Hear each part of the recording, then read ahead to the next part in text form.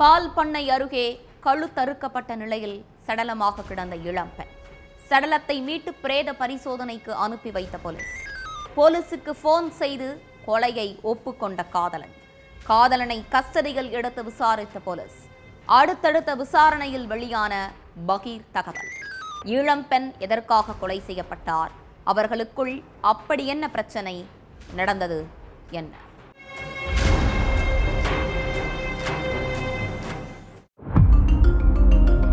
பெங்களூர்ல உள்ள மன்சூர் ரோட்ல ஒரு பால் பண்ணை இருக்கு. அங்க இளம்பெண் ஒருத்தங்க கழுத்துல காயங்களோட உயிரிழந்து கிடந்திருக்காங்க. இதை பார்த்து அதிர்ச்சி அடைஞ்ச பொதுமக்கள் போலீஸுக்கு போன் பண்ணி தகவலை சொன்னாங்க. உடனடியா ஸ்பாட்டுக்கு வந்த போலீஸ் சடலம் கிடந்த இடத்தை பார்வையிட்டு இருக்காங்க. அடுத்து அங்க கிடந்த இளம்பெண்ணோட ஹேண்ட்பேக்கை கைப்பற்றின போலீஸ் அந்த பேக்ல இருந்த கவர்மெண்ட் ஐடி ப்ரூஃபை எடுத்து பார்த்திருக்காங்க. அதுல தான் உயிரிழந்தது தார்வாட் பகுதியை சேர்ந்த ஜாக்கியான்னு தெரிய வந்துச்சு. அதுக்கு அடுத்து நடந்த எல்லா சம்பவத்தையும் ஜாக்கியாவுடைய பெற்றோர்கிட்ட சொன்ன போலீஸ் அவங்க கிட்ட விசாரணை பண்ணியிருக்காங்க. உங்க பொண்ணை யாரு கொலை பண்ணா, உங்களுக்கு யார் மேலேயாவது சந்தேகம் இருக்குதான்னு கேட்டிருக்காங்க போலீஸ்.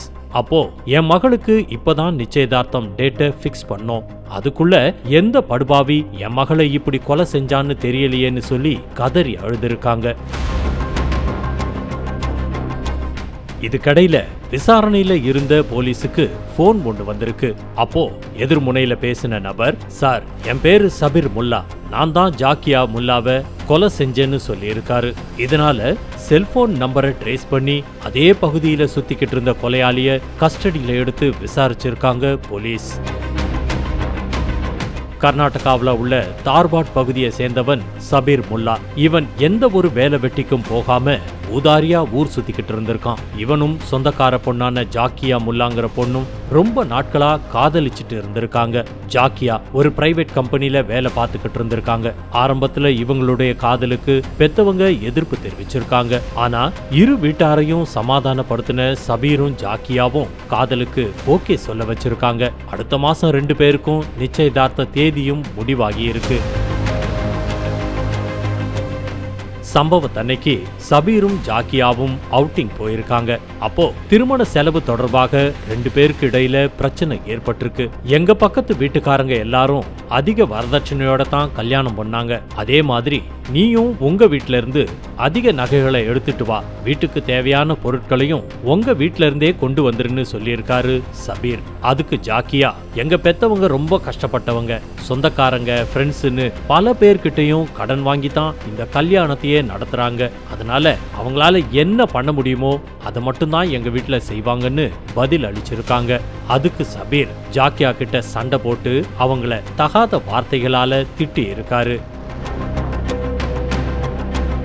இதை கேட்டு கோபத்துடைய உச்சத்துக்கு போன ஜாக்கியா, எந்த ஒரு வேலை வெட்டிக்கும் போகாம ஊதாரியா தெரிஞ்சுக்கிட்டு இருக்கிற உனக்கு நாங்க நிறைய நகைகளை கொடுக்கணுமா? எங்க வீட்ல இருந்து என்ன கொடுக்கறாங்களோ அதை மட்டும் வாங்கிக்கிட்டு அமைதியா இருன்னு சொல்லியிருக்காங்க.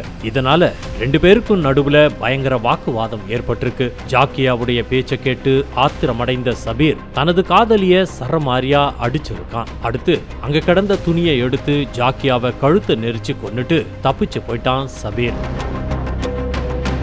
அடுத்து அவனே காவல்துறைக்கு போன் பண்ணி ஜாக்கியாவை கழுத்தை நெரிச்சு கொலை செஞ்சதா தானாவே ஒத்துக்கிட்டான். விசாரணையோட முடிவுல எல்லா உண்மையையும் தெரிஞ்சுக்கிட்ட போலீஸ் சபீரை அரெஸ்ட் பண்ணி சிறையில அடைச்சிட்டாங்க.